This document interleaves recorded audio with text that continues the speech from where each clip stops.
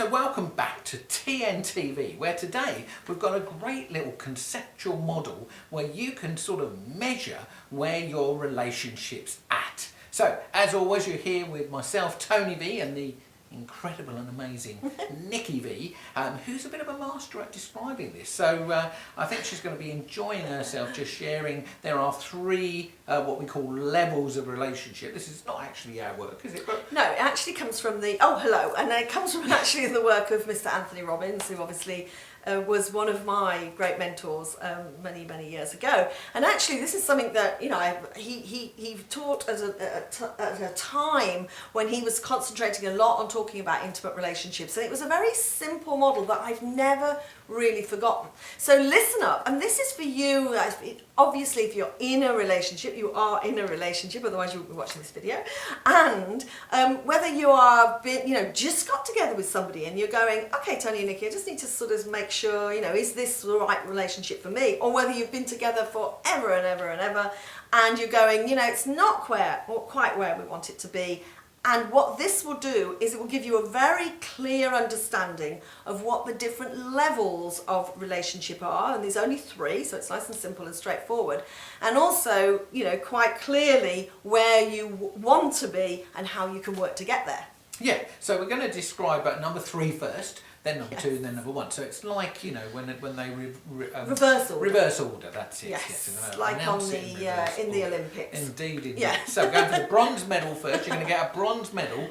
In fact, you probably wouldn't get any medal if you were running the number 3 relationship. But as Nikki describes it, just sort of check in with yourself and go, okay, do I do any of that? Yes. Or is our relationship, is that describing our relationship anything like it at all? Because it could mean that you are going to learn tonight that you're in a level 3 relationship. And actually that's not the most comfortable and best place to be. And you want to learn what the next level up for you is. Absolutely. And I think we should actually give them a bronze medal if they recognise. Well, definitely. But also for recognising, because, it's not always easy to recognise that the relationship is really not in a good space, and to be aware of it and maybe to talk about it between the two of you, and therefore then together to move it to a different level. Yeah, definitely. When you think of all the relationships that haven't worked out, they will have some element of a third level relationship. So as you look back on past relationships, potentially you may see, when I was in that relationship, I know that I can look back on my relationship and go,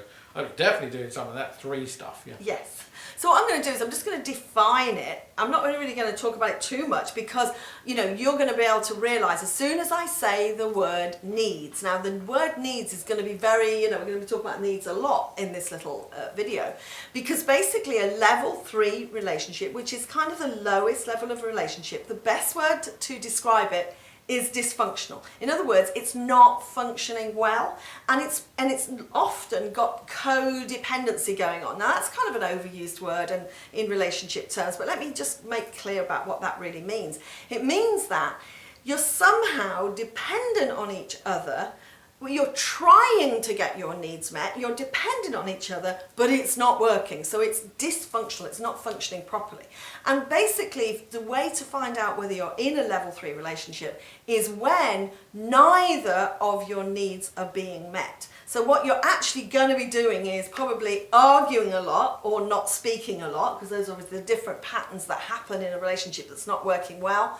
And you're likely to be not connected in terms of intimacy as well. Now, what does that mean? Of course, we have a great saying that says whatever happens outside the bedroom will happen inside the bedroom, as it were. So obviously, if you're not getting on outside the bedroom, then things aren't going to be good inside the bedroom either, and that can look like no intimacy, or it can look like the wrong kind of intimacy, the kind of intimacy that doesn't fulfill you at all. So basically that's it. It's something where you can tell, you're definitely sure, as the woman or the man, whoever's watching the video, you're definitely sure that your needs are not being met in this relationship. But you can also see by the behavior of your partner that their needs are not being met either. And this is, as we said, a dysfunctional relationship, but it's also a relationship that's often fraught with pain, misunderstandings, arguments, and, well, quite frankly, low energy. I mean, it's like, there's a lot going on that's not good. Frighteningly, I recognise a lot of that, and I could feel, as I just went back in time there in my mind, I could feel what that was like to be in that. So Yeah. the great news is that, I think that we always say we have a right to be sitting here sharing this, because somehow We've been through that. we've been there and we've learned how to turn that around. And most commonly, of course, it's not about the other person. So if you watched any of our other videos, you go, look, the only way for you to solve being in a level 3 relationship is to own the fact that you are having this experience. Yes. Then you're in a go situation to do something about it. And that was something that was big for me, because I just always remember that she blamed me, I blamed her, nobody wants to be wrong, and so you just deteriorate into the sort of downward spiral until, basically it sort of falls apart, which is all very sad. So, And actually, just as you were saying that, I was thinking that actually a lot of the time what we hear when people come to us with this kind of relationship, this kind of, disconnection going on, is that there's a kind of, belief that, like, unless he or she does something, there's nothing I can do. I'm not getting my needs met, Absolutely. they're behaving badly, and as Tony said, we're blaming somebody outside of ourselves. And the one thing that you can do, and that you can do right away, and almost if this is you could almost like switch the video off and get on with it, is that what we have on the website. And if you're on YouTube, you need to click the link and go back to our website, yeah? Indeed. And is something called emergency support, yes? And what that is it's an explanation of what to do right now, today, to do something about that relationship right now. And it gives you a kind of a very clear steer of what to say to your partner, and also, as Tony said, how to understand what you're doing that's giving you the experience of your needs not being met. So, I would go and do that right now if that's Yeah, you. the truth is, that if you don't learn this and your relationship's disconnected and actually falls apart in the end, and then you go out back into the big wide world looking for a new relationship, you see, the pain of not learning this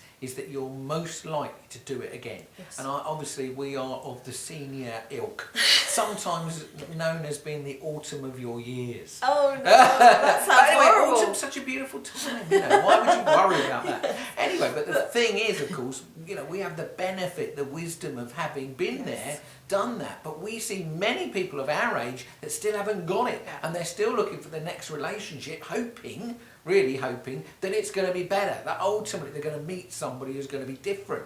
But you see, the trick in learning this, and the reason that we ended up being together, is because we both learnt separately what we were doing that wasn't working, that was giving us level 3 relationships in the past. So anyway, let's get on to level 2. Yes, so level 2 is where, there's a great book actually called I'm Okay, You're Okay, and it's actually about not transcendental meditation, anyway, I can't think what it's about, but it's about how we communicate, and whether we're talking about, are we talking well between each other, and it's about being adult, and actually it's a good scenario, because I'm okay, you're okay means that we're doing okay in a relationship. So often we use the terminology, on a scale of 0 to 10, where are you?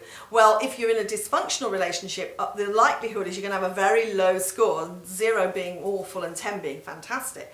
But this is where we find a lot of couples come to us, either as individuals or as a couple, and we go, where are you in your relationship? 0 being absolutely dreadful, you're ready to run away, or 10 is it's amazing. And a lot of them will say a 5. 5, 6, 5, 7, 6, which is like, I'm okay. And what happens, which is not awful, and that's sometimes harder to deal with than when it was really, really bad, when we're helping people where it's very, very bad, is that because it means that often it's okay because I'm making sure my needs are met, by doing whatever I'm doing. Perhaps I'm doing separate hobbies, or I'm dealing with the kids or whatever, and then the man is making sure his needs are met because he's dealing with, he's having his sport or he's having his business or whatever. Now you might go, you probably know many couples who have that kind of lifestyle, and they have, like they're like two people. We had one couple come to us once, and when we talked about this scenario of like, I'm okay, you're okay, they said, oh my God, it's like we're like people who share a house who argue. Yeah. And the reason why you argue, because you would think, wouldn't you, at 5 or 6 out of 10, that actually, and I'm okay, you're okay, that you wouldn't actually argue. And that can be the case sometimes. People become friends. And of course, when they become friends, things aren't always so great in the bedroom, because that's Yeah. We've definitely seen like a brother-sister type Yes. relationship go on, where yeah, we're good friends, we're mates, but their intimacy disappears. Yes. So the spark and the sparkle, as we always say, disappears from the relationship. And when when that happens, there starts to be a depth or a gap that grows Yes. between you. And loss of intimacy is probably one of the biggest killers of relationships. But you see, Yes. that's the behaviour that's caused by something else. Normally thinking patterns of I'm okay, look, I'm doing all right, we've got enough money, we've got a Yeah. nice car, we've got a nice house, we've got everything we seemingly want. The material world can sometimes seem taken care of. Not Yes. always, because you could be super rich and have this challenge, or you could be, piss poor and have this challenge as well. So wealth isn't, the biggest guide here, but it could be that you're okay with your lot, Yes. where you are. Everything's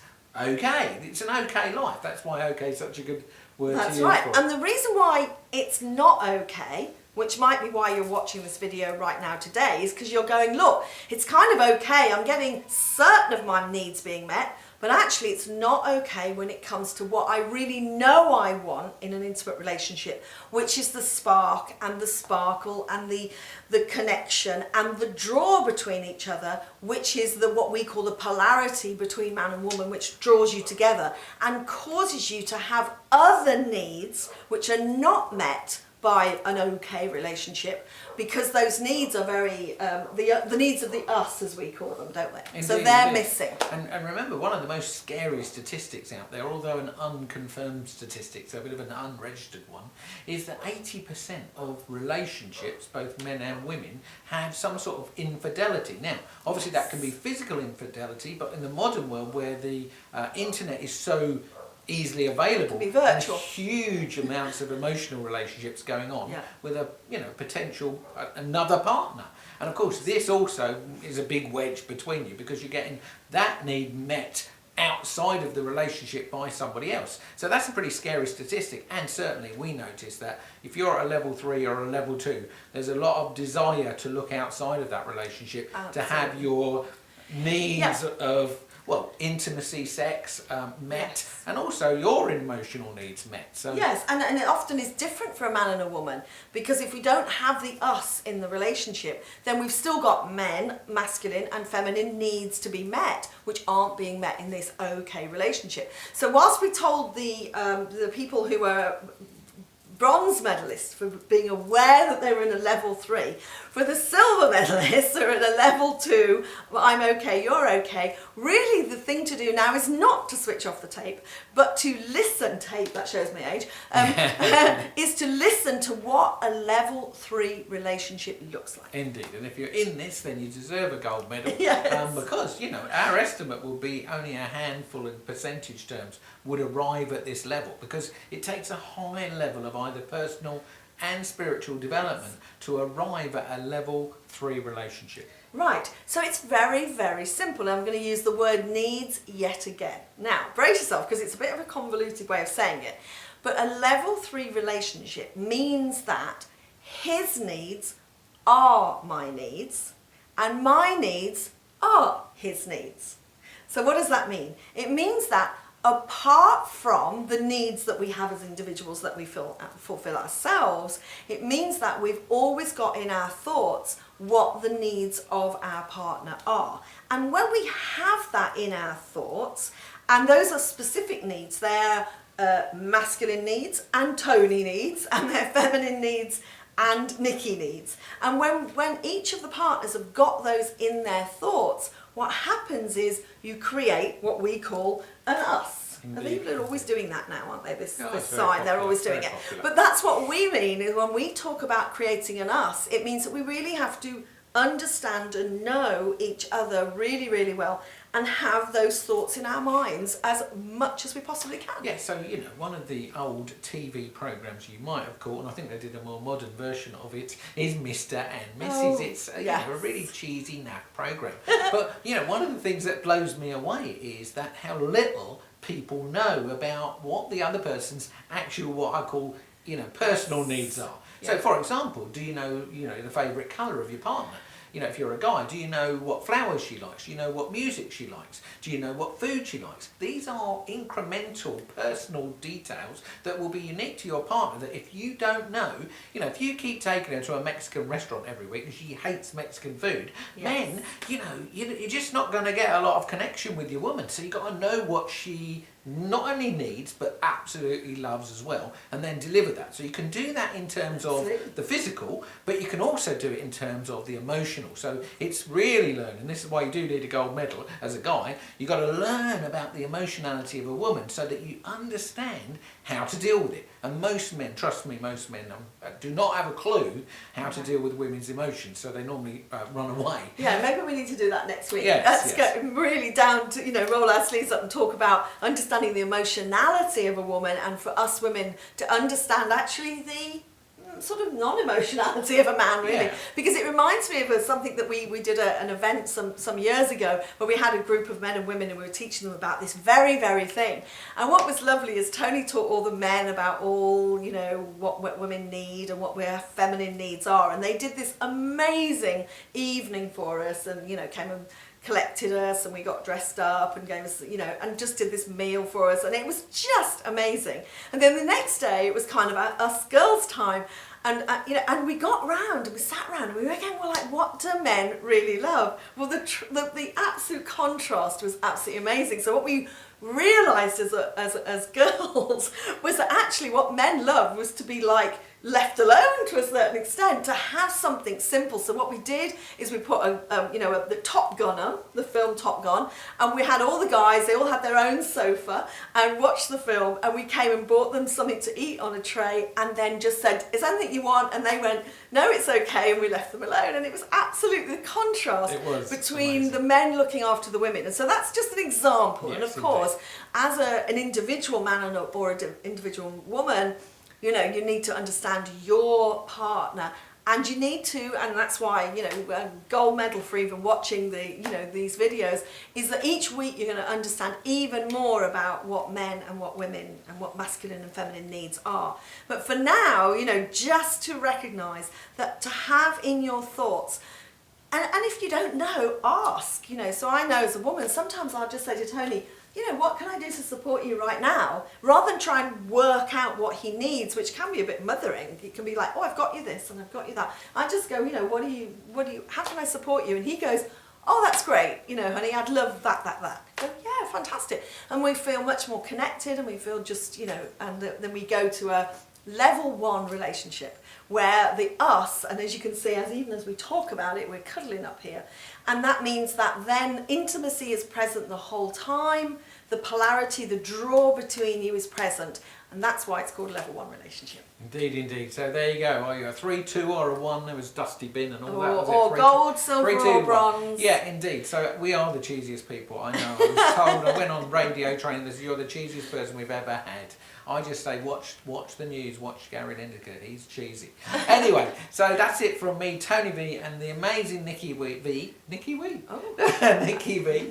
She used to get called that in Germany, of course. Yes. But yeah, trust you've enjoyed the 3, 2, 1 bronze, silver and gold relationship model, and we'll be back with you next week, where we may well be talking about emotionality and the differences, because that's what rose to the surface. Absolutely. Today, And if you've got any questions whatsoever, or you go, you know, I'm a 3 or 2 or 1, and, you know, I really need some more distinctions about what to do. As I said, there's the emergency support above you. We have an emergency weekend where we literally drop everything and fly to, or come to, or drive to, come and assist you in your own homes. So let us know what you need, and, you know, until then, Indeed. We see you next week. Bye-bye. Bye for now.